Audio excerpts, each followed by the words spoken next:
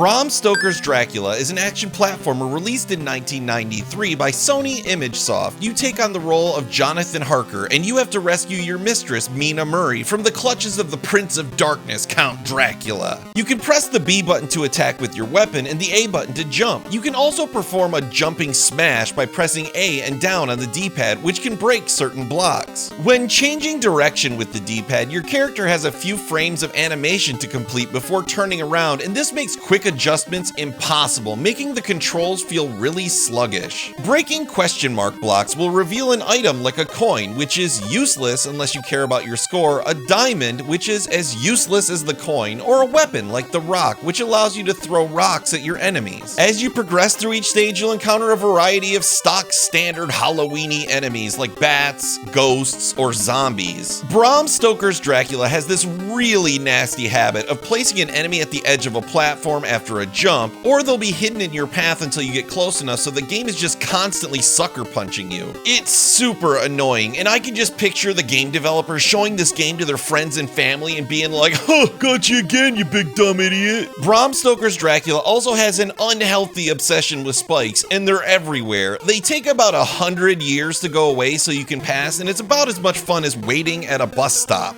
There's also something going on with the viewport in Bram Stoker's Dracula, like the slightest tap of the D-pad sends the camera scrolling, and it honestly makes me feel sick. This is especially a problem when you try to duck, which causes the screen to scroll down immediately. Let's compare that to something like Sonic the Hedgehog on the Sega Genesis. Check it out, same problem. Pressing down immediately scrolls the camera. Now let's take a look at Sonic 2. They realized that kind of camera movement sucks, so they changed it so the camera scrolls if you hold down for a moment. Much better. The stages in Bram Stoker's Dracula are arranged in a day-night cycle. For example, the first stage, A Journey Through Transylvania, has a daytime stage, and once you make it to the end, you'll play through the nighttime stage. There are bosses at the end of each night stage, like this spooky shadow, a rampaging ham beast, and what I think is supposed to be Dracula in his armor before he becomes a vampire. After defeating Dracula, the game is over, and you gotta be that's right, you have to play the game on hard difficulty to access the final levels. At first I thought to myself, no, I'm not doing that again, you worthless game, but then I forced myself to play through the entire game again just to see what I was missing out on, and it's really just more of the same, just even more annoying. The music in Bram Stoker's Dracula ranges from bad to really bad, and it's an affront to your ears. In one level in particular, you gain a shield power-up which plays a sound effect while active, so you get to enjoy the cacophony of annoying sound effects fighting the awful music, a combination which is simply offensive to the ears.